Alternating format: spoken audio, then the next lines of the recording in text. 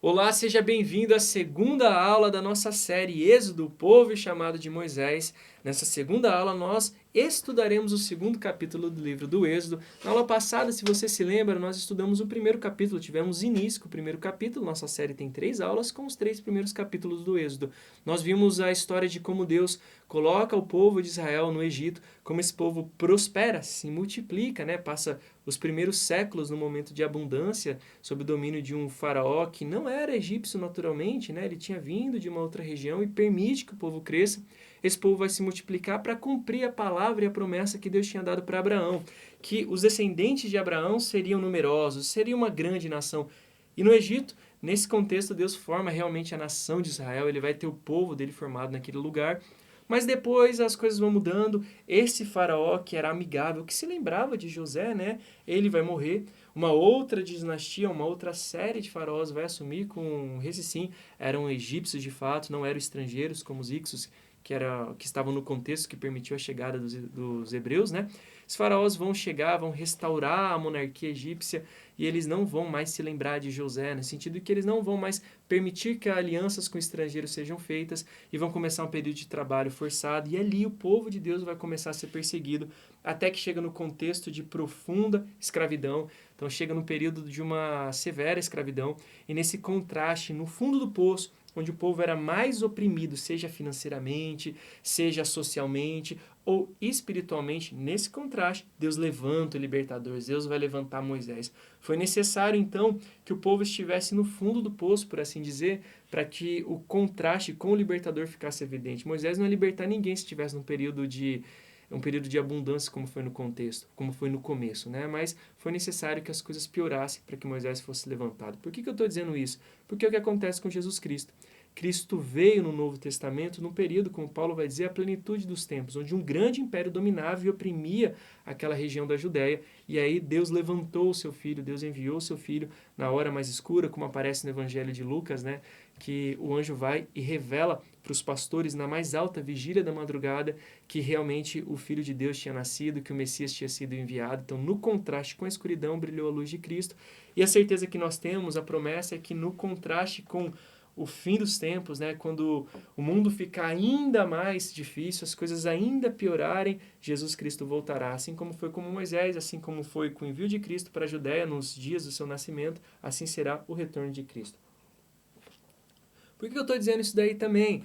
Porque a nossa leitura do Antigo Testamento tem que encontrar Cristo, tá? Então nós estamos estudando a vida de Moisés, não somente por Moisés, pelos hebreus, pela lei, pela aliança que o Senhor vai fazer com o povo, com a antiga aliança, Mas para que Cristo seja encontrado nesses detalhes, a tua responsabilidade e a minha é em todos os livros bíblicos encontrarmos Jesus Cristo, e não é diferente com esse. Moisés tem sido relevante para nós, não somente por causa da lei, por causa da antiga aliança, mas porque ele tipificava Cristo. Ele era uma espécie de Cristo. É como se Deus estivesse dando um spoiler de quem seria Cristo. Deus estava levantando pessoas que profeticamente iam simbolizar quem era Cristo, e Moisés talvez seja o principal, junto com Davi, o principal do Antigo Testamento, que vai tipificar Jesus Cristo. Então, nessa segunda aula, a aula de hoje, nós vamos estudar que Moisés, série Êxodo, o povo e o chamado de Moisés. A nossa aula hoje é sobre o indivíduo Moisés. Afinal, quem é Moisés? Todo mundo já ouviu falar de Moisés, mas exatamente quem é Moisés? Você que tem um pouco mais de conhecimento vai saber que Moisés é o autor dos 5 primeiros livros da Bíblia. Dos 5 primeiros livros, do que nós damos o nome de Pentateuco. Então o cristão dá o nome dos 5 primeiros livros de Penta, 5 livros, Pentateuco. Só que os judeus acreditam nos mesmos livros, da mesma escrita, da mesma maneira, só que dão o nome deles de Torá, que é o ensinamento, que é a lei. Então aquilo que nós compartilhamos desses livros com os judeus, então toda a história, para nós damos o nome de Pentateuco, e o judeu dá o nome de Torá. Se você já viu um judeu dizendo aí sobre a Torá, é sobre o nosso Pentateuco, os 5 primeiros livros, que contém a lei, contém a aliança de Deus. E Moisés é quem recebe essas mensagens e quem transcreve, por isso ele é o autor. Moisés recebeu a lei, as ordenanças de como, os mandamentos de como se manter em santidade, se relacionar com Deus, como aplacar a ira de Deus por meio de sacrifícios, a antiga aliança. Moisés também recebeu as instruções, as medidas para a construção do tabernáculo e os rituais litúrgicos que definiam os sacerdotes. Então, em Moisés nós temos a lei, o tabernáculo e o sacerdócio, o que é a base da antiga aliança, por isso que é fundamental que você leia o Êxodo e entenda quem é esse indivíduo Moisés. Só que Moisés, quando nós aprofundamos o conhecimento, né, nós já sabemos que é o autor do Pentateuco, é quem recebe a lei, o tabernáculo e o sacerdócio. Quando nós aprofundamos, nós vamos chegar num indivíduo muito complexo. Porque diferente de Abraão, que era pai de Isaac, que era pai de Jacó, que era pai de José, uma família muito próxima, Moisés vai ter uma criação diferente, pois ele foi um filho adotivo. Moisés nasce como um hebreu, só que ele cresce como um egípcio, e nós veremos, tanto no capítulo 2, mas principalmente no capítulo 3, que Moisés era um indivíduo dividido entre culturas. Teve uma herança assim hebraica, mas ele já cresce e vai pensar e agir como um egípcio. Talvez você não sabia disso, mas Moisés, quando Deus se encontra com ele no capítulo 3, é literalmente um egípcio. Pensava como egípcio, e na próxima aula nós vamos entender exatamente as dificuldades que Deus tem que enfrentar para acessar o coração de Moisés. Mas nessa parte aqui, é importante que nós saibamos que o Moisés com quem nós falamos não é o Moisés que está prestes a entrar, né? Ele vai falecer, mas prestes a entrar na terra de Canaã, o indivíduo que está no meio do seu povo. Esse Moisés é um indivíduo cindido, dividido entre duas culturas, entre duas civilizações, entre duas religiões até de certa maneira. Os hebreus, que vão dar origem aos judeus, né? E o povo egípcio. O nome Moisés, ele faz sentido nas duas línguas. Para os egípcios, Moisés vai receber o nome de Mes ou Messu, então os egípcios tinham esse nome para ele, mas os hebreus também davam outro nome que era Moshe. Moisés, então, tem um nome que faz sentido para as duas línguas. O Moisés, para nós, obviamente, esse nome certinho, é uma tradução, mas nos originais eles faz sentido para as duas. Para os egípcios é algo como uma criança que nasceu, um filho que nasceu. Esse é o significado do nome de Moisés. E para os hebreus é tirado das águas. Então, se nós pudéssemos juntar as duas origens do nome de Moisés, nós teríamos um indivíduo que é um filho tirado das águas. Primeira parte, filho. Moisés foi filho de Joquebede, um filho de uma hebreia, e foi filho adotivo da filha de Faraó. A Bíblia não diz o nome da filha de Faraó, nós veremos qual é, provavelmente qual seja, mas usa o termo filha de Faraó. Moisés foi filho de uma hebreia, de Joquebede, e filho da filha de Faraó. Então ele foi filho para duas mulheres. E ele também foi o filho de Israel. Ele também tipifica Israel. Deus vai falando com Moisés para que Moisés falasse com Israel. Em determinado momento, Moisés tipificava e representava todo o povo de Israel, que era, para aquele contexto, o Filho de Deus. Então, por isso que filho é fundamental, e filho vai nos remeter também a Jesus Cristo.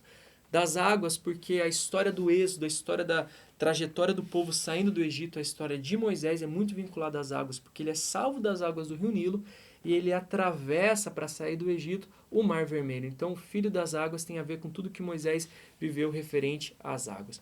Nós olhamos também aqui a anotação, a defesa de Estevão. Estevão, no capítulo 7 do livro de Atos, ele vai se defender diante dos judeus, e ele vai propor uma leitura do Antigo Testamento que encontrasse Jesus Cristo para dizer que o que ele acreditava era fundamentado na palavra.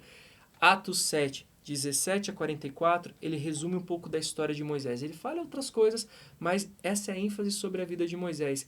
E Estevão, como um judeu, ele acreditava que a vida de Moisés foi dividida em 3 ciclos de 40 anos. O primeiro ciclo, Moisés, enquanto um nobre, ele cresce, né, nasce como um hebreu, mas vai ser levado para a corte egípcia. Então, desde o nascimento até o período dele na nobreza egípcia. Depois, ele peregrina em Midian, uma terra fora do Egito, mais o segundo ciclo de 40 anos. E o último ciclo é o Êxodo, quando Moisés volta de Midian para o Egito e liberta o seu povo. Então, Moisés dentro do Egito, Moisés estrangeiro na terra de Midian, e depois Moisés voltando para o Egito e libertando o seu povo no Êxodo. E essas são as referências, né, do capítulo 2 até o capítulo 4 do Êxodo, onde está aquilo que Estevão resume no capítulo 7 do livro de Atos. Esse é o fundamento que nós precisamos saber, onde toda essa história está na Bíblia, para que nós possamos avançar nos capítulos. Então, nessa aula de hoje, né, na segunda aula, nós estudaremos o nascimento de Moisés, que ele foi resgatado e criado como um egípcio, os 40 anos no Egito, o exílio em Midian de um nobre para um pastor. Isso daí vai estar muito mais na próxima aula, né? Mas o resumo dessa aula é o capítulo 2. Vamos ler então o texto. Se você tem a sua Bíblia, né? Talvez ela possa ser uma tradução diferente da minha, você pode acompanhar no seu próprio material. Então, cada aula nós escolhemos um capítulo, nós lemos o primeiro na aula passada, estamos lendo o segundo, e na próxima aula você pode adiantar e já ter lido, mas será o terceiro capítulo. A minha Bíblia, então, é o que nós estamos projetando, é a edição que eu uso, talvez seja diferente da sua, mas vamos ao texto que o ensinamento é o mesmo. Êxodo capítulo 2, verso 1 ao 3. Diz assim: um homem da casa de Levi casou com uma mulher da mesma tribo. A mulher ficou grávida e deu à luz um filho. Vendo que o menino era bonito, escondeu-o durante 3 meses. não podendo, porém, escondê-lo por mais tempo, pegou um cesto de junco, tapou os buracos com betume e piche e, pondo nele o menino, largou o cesto no meio dos juncos à beira do rio. Pode parecer que a mãe de Moisés foi um pouco desumana, né? Como é que ela guarda o filho e depois lança ele a sorte num rio Nilo, que é um rio cheio de crocodilos? Mas nós sabemos o contexto e vemos que Faraó estava com medo do tanto de hebreus que estava tendo no Egito, e ele permite que as meninas que tinham nascido, as bebês do sexo feminino, crescessem, né, tivessem a vida delas, mas instruiu as parteiras que matassem os meninos, né, que matassem aqueles que seriam homens, pelo receio que Faraó tinha de que os hebreus formassem um exército e fizessem uma insurreição, e talvez fossem contra Faraó. Né? Então, por uma medida de proteção, para evitar qualquer problema de uma guerra civil, o Faraó decide matar os meninos, e Moisés vem nesse contexto de uma perseguição aos meninos, e a mãe de Moisés faz isso, Joquebede, protege ele e lança ele no rio Nilo, às margens do rio ali, né? Ele não estava boiando no meio do rio, como a gente vê em alguns filminhos, às margens do rio, para que ele tivesse uma sorte, talvez ser resgatado por alguém, né? Então ela fez isso para proteger o filho dela. Nisso Moisés estava tipificando Noé também, daquele que sobrevive em meio às águas. Vamos ao texto bíblico. Quem era esse homem que aparece logo no primeiro versículo? Amrão era o pai de Moisés. Moisés escolhido dentro da tribo de Levi. Se você conhece da Bíblia, você sabe que na antiga aliança, né, quando o povo vai tomar a terra de Canaã, Deus tem algo específico para cada tribo, mas principalmente para a tribo de Levi, porque a partir do Êxodo 19, Deus vai dando a lei para Moisés, Deus vai definindo quem serão os sacerdotes. De 12 tribos, uma tribo era sacerdotal, é a própria tribo de Levi. Aqui nesse momento, Deus não tinha feito aliança com o seu povo, que vai ser fora do Egito, eles ainda estão no Egito. Mas já tipificava, já sinalizava que entre as tribos Deus tinha algo específico para a tribo de Levi. Moisés vai ser o grande profeta que ouve a voz de Deus, que recebe os 10 mandamentos, mas Arão vai ser o primeiro sumo sacerdote. O sacerdócio vem da genealogia de Arão. Os filhos de Arão serão consagrados com ele dentro da tribo de Levi. Deus não escolhe uma tribo aleatória, ele já estava sinalizando o que ele faria lá a partir de Êxodo 19, por meio da tribo de Levi, quando ele escolhe um homem da tribo de Levi, que era Moisés. Então o sacerdócio vai ser vinculado a essa família. A mulher era Joquebede, né? Então esse é o contexto da família e da origem de Moisés. No verso 2, ela dá à luz a um filho. Moisés é um hebreu que nasce no Egito, como todos os hebreus daquela época. O povo não estava em Canaã e não estava onde hoje é Israel. Eles estavam no Egito.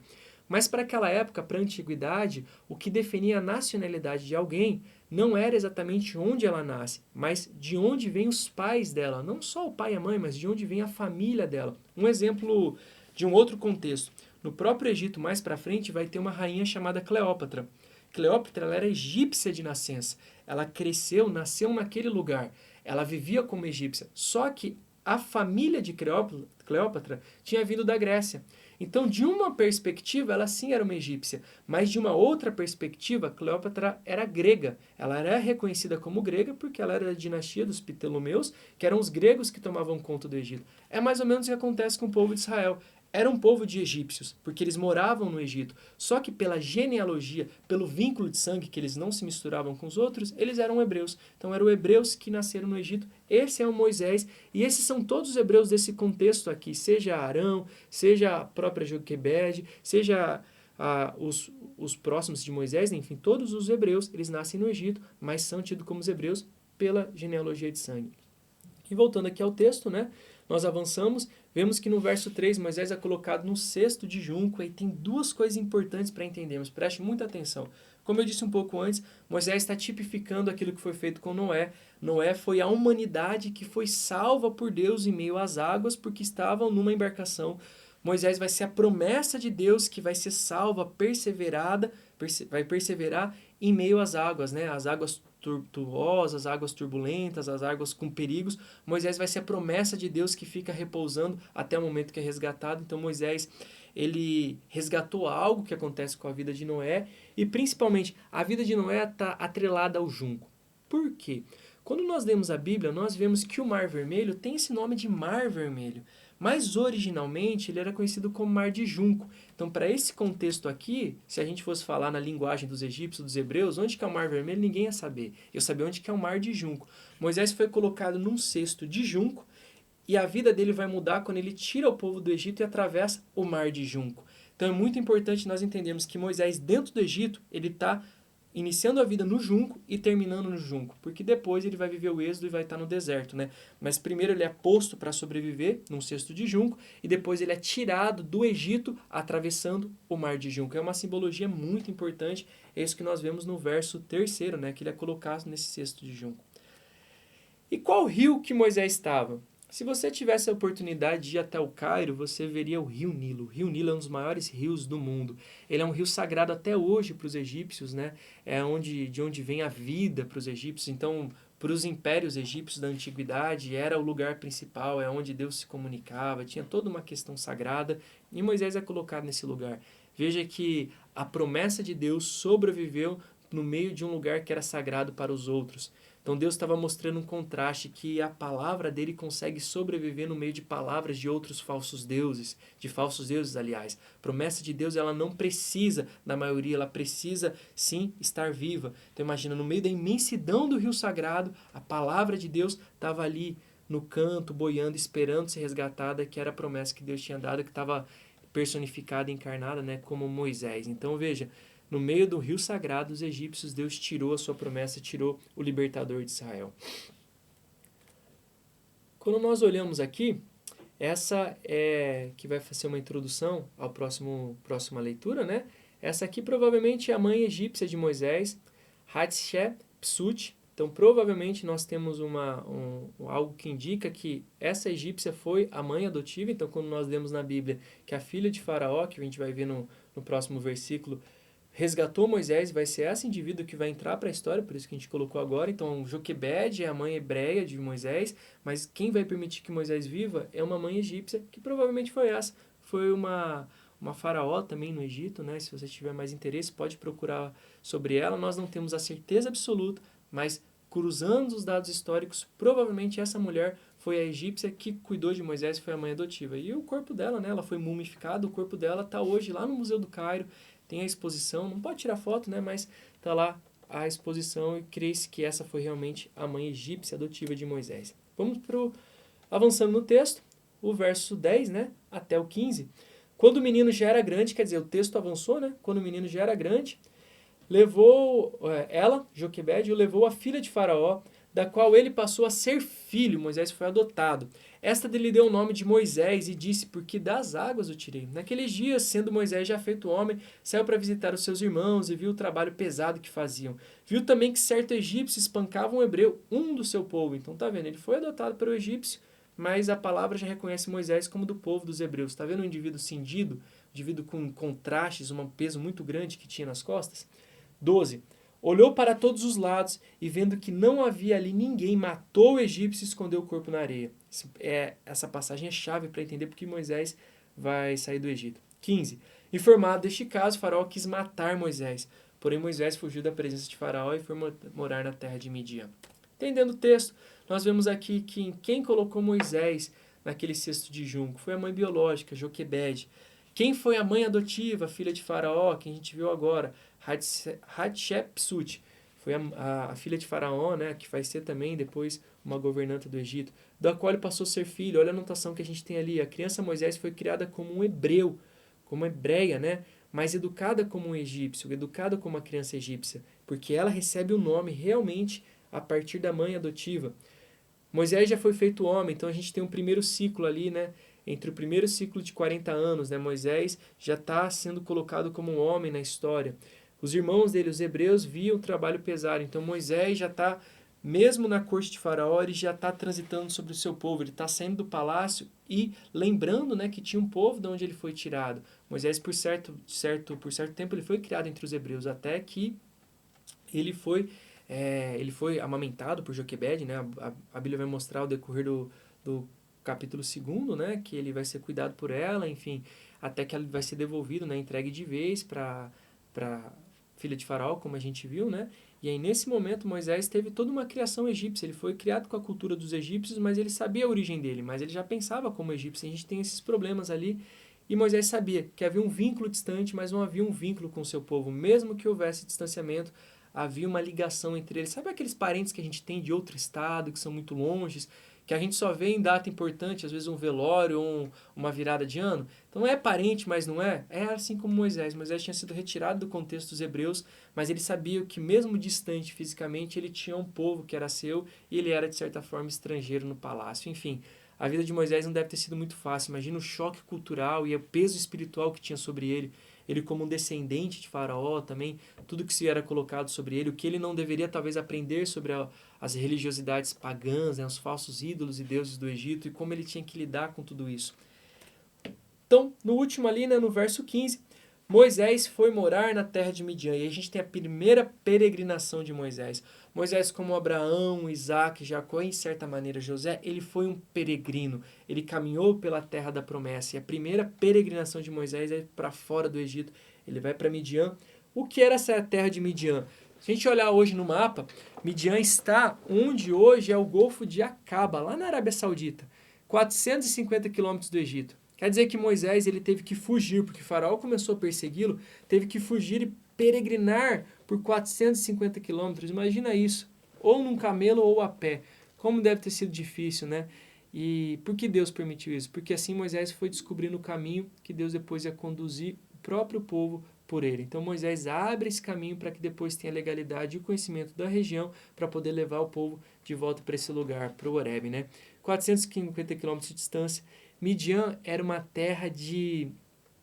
O povo que morava lá, os midianitas, tinha uma proximidade com os hebreus, mas eram inimigos de certa maneira dos hebreus. Olha a nossa observação ali. Os midianitas, descendentes de Midian, um dos filhos de Abraão, com suas concubinas, inimigos dos hebreus. Os hebreus são descendentes de Isaac, os midianitas são descendentes de Midian. Então Isaac e Midian eram os irmãos, aqui era o filho da promessa, que dá as origens aos hebreus, aqui era um filho que era da concubina, mais um dos filhos que Abraão teve com suas concubinas, que ele separa, só para cuidar de Isaac, separa e manda para fora. Então, eram primos distantes, mas tinham suas divergências, porque os midianitas eram filhos daqueles que não foram reconhecidos, que não foi reconhecido como filho da promessa, né, pelo próprio Abraão, e teve essa separação. Então, havia uma rixa, e Moisés vai literalmente morar no meio desse povo. Moisés, que era um hebreu, criado dentro da corte dos egípcios, vai morar na terra daqueles que opunham ao seu próprio povo, aos seus próprios descendentes. Avançando no texto, a gente chega aqui em Êxodo 2, né? Em Êxodo 2, aqui no texto, que vai mostrar o contato de Moisés com o sacerdote de Midian. O verso 15, esse aqui é o finalzinho dele, né? Estou conferindo na Bíblia, o finalzinho do 15 se iniciou naquele slide anterior, vai concluir agora. Chegando lá, sentou-se junto ao poço, Moisés já está em Midian, sentou-se junto a um poço, o sacerdote de Midian tinha 7 filhas, as quais vieram tirar água e encher os bebedouros para dar de beber ao seu rebanho. Então vieram os pastores e as expulsaram dali. Moisés, porém, se levantou e as defendeu e deu de beber ao rebanho. Quando elas voltaram para junto de Reuel, seu pai, este lhe perguntou: por que vocês vieram mais cedo hoje? Elas responderam: um egípcio nos livrou das mãos dos pastores e ainda nos tirou água e deu de beber ao rebanho. Mas não era Moisés que a gente está falando? Lembra que eu disse que Moisés tinha a aparência de um egípcio? Isso aqui deixa claro. O hebreu que nós conhecemos, na verdade, se parecia com um egípcio. Vamos analisar o texto. Essas 7 filhas de Moisés, uma delas vai se casar, 7 filhas de Reuel, perdão, vai se casar com Moisés, né? E elas eram o quê? Olha a observação. 7 filhas, ao rebanho de seu pai, pastores. Essas meninas, elas eram pastoras, filhas de um sacerdote que tinha uma função também pastoral. Por que é importante? Porque Moisés vai voltar a ter contato com a profissão dos seus antepassados antes do Egito. Abraão, Isaac, Jacó e José, por um período de tempo até entrar no Egito, eles eram pastores. E Moisés volta a ter contato com o pastoreio. Os egípcios abominavam, nós vimos na aula passada, abominavam os pastores, mas aqui Moisés vai voltar a ter contato com essa profissão, e isso é fundamental para nós entendermos o chamado de Moisés, ele voltar a ter contato com os pastores. E lá no 19, né, essa parte do pastoreio vai fazer sentido na próxima aula, mas ligando com o anterior, né, no 19, então, Moisés é visto como egípcio. Por que será? Como nós vimos também na aula anterior, o egípcio tinha um cabelo raspado. Por quê? Porque para ele qualquer tipo de pelo nos braços, na perna, nas axilas e na cabeça, a barba também, era abominável. Para ele era um símbolo de imundície. Um egípcio tinha que ser careca. Então provavelmente o que elas viram aqui era um indivíduo ali na faixa de uns 40 anos de idade, careca. que se vestia como egípcio, que talvez falava como um egípcio, e por isso que elas dizem para Reuel, para o pai delas, né? Um egípcio nos livrou das mãos de outros pastores, de pastores, um egípcio. Que talvez elas não tinham tanto contato com Moisés, e o que elas viram era um egípcio o livrando. Veja, essa primeira peregrinação vai ser Deus tirando o Egito de dentro de Moisés, para que Moisés tivesse legalidade na segunda peregrinação, que é o Êxodo, levar o povo a atravessar o deserto, para que Deus tirasse o Egito de dentro do povo. Moisés faz uma micro peregrinação do Egito até Midian, para que Deus tirasse essa característica do verso 19 de uma semelhança de um egípcio, para que Moisés entendesse o caminho e o processo que Deus submeteu, voltasse ao Egito e aí sim fizesse uma longa peregrinação onde Deus faria com o povo o que fez com ele mesmo, livrasse a mentalidade e os resquícios egípcios e idólatras do seu povo. Moisés está vivendo o que Deus vai fazer o seu povo viver a partir de Êxodo 2, 3 em diante. Deus está tirando o Egito de dentro de Moisés para depois Moisés levar o povo para o mesmo lugar onde Deus vai tirar o Egito do seu povo. E nesse momento, Moisés foi reconhecido como egípcio porque se parecia. Se nós víssemos Moisés aqui, nós iríamos dizer, ele não é um midianita, ele não é um hebreu, esse cara é sim um egípcio. Avançando aqui, nós já estamos mais perto da conclusão, última série de versículos que nós vamos estudar é o finalzinho aqui de Êxodo 2, diz assim, pode acompanhar na sua Bíblia, né, se você sente mais à vontade, ou aqui na nossa projeção. Êxodo a partir do capítulo 2, verso 21, Moisés vai ter a proximidade, né, vai acabar ficando amigo de Reuel, das filhas dele, e vai dizer assim, Moisés consentiu morar com aquele homem, com Reuel, e ele deu a Moisés sua filha Zípora, primeira esposa de Moisés, a qual deu à luz um filho, a quem Moisés deu o nome de Gerson. Por que disse? Moisés deu o nome dele. Lembra que o nome de Moisés foi dado pela sua mãe adotiva, filha de Faraó, e Moisés agora vai dar um nome para o filho dele. Vai ter uma transição daquilo que a mãe fala sobre ele e daquilo que ele fala sobre o seu próprio filho. Mas o nome é tido a partir, principalmente na cultura da antiguidade, o nome tem um significado. A gente talvez vai dando nome para os nossos filhos e não se preocupa com o significado, mas ele tem. E o significado tem muito a ver com o momento de nascença. Então imagina, Moisés foi o filho tirado das águas, esse é o nome de Moisés. Gerson vai ter o nome sou peregrino, porque Gerson não, mas eu estou peregrino aqui. Então o contexto dá o significado do nome. 23. Decorridos muitos dias, o rei do Egito morreu. Os filhos de Israel gemiam por causa da sua escravidão. Eles clamaram e seu clamor chegou até Deus.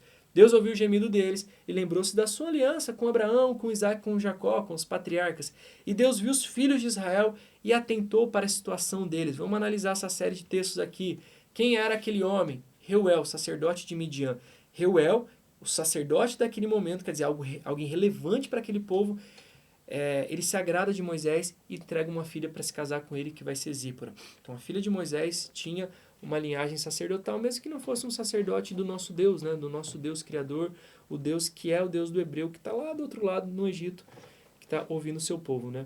Verso 22, Gerson. Se nós pudéssemos dividir, né, a origem dessa palavra, desse nome Gerson, então nós vemos aqui na observação uma ligação entre a vida privada de Moisés e o propósito maior de Deus. E essa divisão de Gerson tem a ver Gerson, o Ger tem a ver com sou peregrino, por isso que tem uma barra aqui, ó, do lado de em, né? Ger significava algo como sou peregrino e Shon em terra estranha. Gerson, peregrino em terra estranha. Então falava da identidade que Moisés adquiriu em Midian. Sou peregrino, não sou mais o hebreu que eu esperava ser, que minha família talvez que me gerou esperava. Não sou mais o descendente de Faraó, porque agora eu matei um hebreu, estou expulso. Quem eu sou? Moisés é um peregrino. Moisés vai ser um peregrino. E, de certa forma, essa é a história de todo cristão, porque nessa terra nós somos peregrinos. Paulo entendeu isso daí. Nós podemos ter um lar, podemos ter uma cidadania, uma nacionalidade, mas espiritualmente nós somos peregrinos. Nós passamos nessa terra e essa condição que Moisés dá o nome a Gerson é a nossa condição, peregrinos em terra estranha. Nós estamos de passagem. Nova e, de certa forma, definitiva identidade de Moisés. Moisés é o peregrino. Se você ler o Êxodo com essa ótica, você vai ver que Deus está sempre trabalhando no povo e permitindo que ele esteja numa condição de peregrino. Não demorava 40 anos para atravessar o deserto. Deus manteve o povo como peregrino para limpar os resquícios egípcios e poder colocar neles a lei, a nova aliança. E o nome de Moisés tipifica muito isso. Por fim, Deus ouviu o clamor do povo, né, o gemido, lembrou-se de sua aliança e atentou. Aqui a gente pode chegar numa indignação assim, Deus não sabia o que estava acontecendo? Será que Deus não sabia o que estava acontecendo com o seu povo? Precisou Moisés ter sido levantado, ter uma perspectiva que ele ia ajudar o seu povo, mas depois ele é oprimido e é expulso, vai morar em Midian. E Deus não ouviu o que o povo estava dizendo? É óbvio que ouviu. O que a Bíblia faz, quando a Bíblia usa essa palavra, né? Lembrou-se da sua aliança, e Deus lembrou-se de alguém, não está dizendo que Deus tinha esquecido e Deus está no céu, tropeçou e fala, nossa, tem um povo meu lá no Egito, cara, tinha esquecido. O lembrou-se é só uma figura de linguagem, que olha como está escrito ali. É uma indicação de que Deus está prestes a tomar uma decisão em favor do seu povo. Quando Deus se lembra de alguém, não é porque ele havia esquecido, mas ele está dizendo assim, tá bom, eu me lembrei de você, eu vou materializar a minha lembrança intervindo na sua vida. Deus se lembrou de Israel não é porque ele tinha esquecido, mas porque na Bíblia ele estava anunciando que faria algo importante em Israel. Então Deus ouvia a oração do povo, Deus via o que o povo estava fazendo e Deus se atentava à situação deles. Veja, qual é o pedido? Se você já leu o Êxodo, vai saber. Qual é o pedido que Moisés se apresenta diante de Faraó? Deixe o povo ir adorar a Deus por um caminho de 3 dias. Deixe o povo oferecer sacrifícios, deixe o povo celebrar uma festa no deserto, para que Deus ouvisse. Só que, na verdade, antes que o povo pudesse lá, legalmente, oferecer um holocausto, porque no Egito não podia. Então, o povo era, de certa forma, estrangeiro no Egito, estavam sob a servidão, sobre a escravidão egípcia, eles não poderiam adorar o Deus verdadeiro. Então, os 400 anos ali, boa parte deles, talvez os próprios 400 anos, não havia adoração a Deus, por isso que a Bíblia deixa uma lacuna, e eles queriam ir para o deserto para ter legalidade de adorar, para que talvez Deus ouvisse. Mas Deus é tão incrível que Deus ouvia, mesmo que não houvesse, Deus ouvia, mesmo que ainda não houvesse o sacrifício sendo executado, sendo o sacrifício feito. A misericórdia de Deus, ela precedeu, ela antecedeu a própria lei. Deus ouvia, mesmo que o povo ainda não tivesse feito um sacrifício. Deus sabia o que estava acontecendo e ouviu os gemidos e os clamores mesmo antes do povo apresentar as petições de uma maneira litúrgica diante da sua presença. Então, esse é o contexto prévio que Deus começa a falar com Moisés. Verso 24 e 25. Deus ouviu o gemido deles e lembrou-se da aliança com Abraão, Isaque e Jacó e viu os filhos de Israel e atentou para a situação deles. O que acontece? O texto nos mostra Moisés, depois Deus lá no Egito, vendo o que está acontecendo com o seu povo, mas onde Deus vai responder? E essa é a próxima aula. Deus não responde o povo nesse momento dentro do Egito. Esse povo que geme, que clama, que passa uma situação de escravidão, Deus não responde ele no Egito. Deus vai responder Moisés lá no Horebe, lá na peregrinação, quando ele acompanhava o rebanho de Jetro. No meio de uma função pastoral, Deus vê um sacerdote e encontra Moisés no Horebe e responde. Versículo 24 e 25, o clamor do povo lá do Egito é respondido no Horebe, 450 quilômetros de distância. Então tenha certeza que independente de onde você estiver, o seu clamor é entendido por Deus e respondido às vezes em lugares que você não espera. Deus clamou no Egito, Deus respondeu no Horebe, para aquele homem levantado no Horebe pudesse ser a resposta para o clamor feito no Egito, né? Essa é a história um pouco de Moisés e eu espero que tenha sido útil para que o fundamento histórico, a perspectiva teológica, a história realmente que aconteceu possa servir o seu entendimento bíblico. Nós não estamos aqui para esmiuçar a Bíblia de uma maneira de torná-la extremamente fácil para você. Nós estamos aqui para poder servir o conhecimento, a revelação que o Espírito Santo tem te colocado. Se você não leu o livro do Êxodo, você fica com uma tarefa de casa, né? Leia o capítulo 2º, leia o capítulo 3º, porque aqui nós não temos a intenção de deixar tudo claro para você, mas realmente, sendo repetitivo com isso, poder te servir. Eu tenho certeza que se você já leu várias vezes o Êxodo, essas passagens que mostram o fundamento histórico vão aprofundar a revelação e o entendimento que o Espírito Santo construiu sobre a sua vida e construiu no seu coração, no seu espírito. Então entenda, o que você vai encontrar nessa série? Passagens históricas, o fundamento e os contextos, para que aquela revelação que o Espírito Santo dá na tua particularidade, a particularidade da tua igreja, sejam ampliadas. Nós não estamos aqui para substituir o Espírito Santo, mas servi-lo com conhecimento para que você entenda um pouco melhor as passagens e a história do que Deus fez com o povo lá no Egito, nessa obra incrível que foi o Êxodo, de quando Deus encontra o seu povo no deserto e entrega para eles uma grande aliança que vai ser renovada, ampliada no meio da vida de Jesus, né? No meio da cruz, quando Cristo é morto em nosso lugar. Obrigado pela sua presença, que essa aula tenha sido proveitosa e eu te espero na próxima aula, terceiro capítulo do Êxodo, como Deus vai falar com Moisés no Horebe, dando uma sequência ao fundamento, ao contexto que nós vimos no capítulo 2º. E o mais importante, obviamente, né, é o capítulo 3º. Fica como dever de casa. Leia o capítulo 3º e nós nos encontramos na próxima aula. Deus abençoe.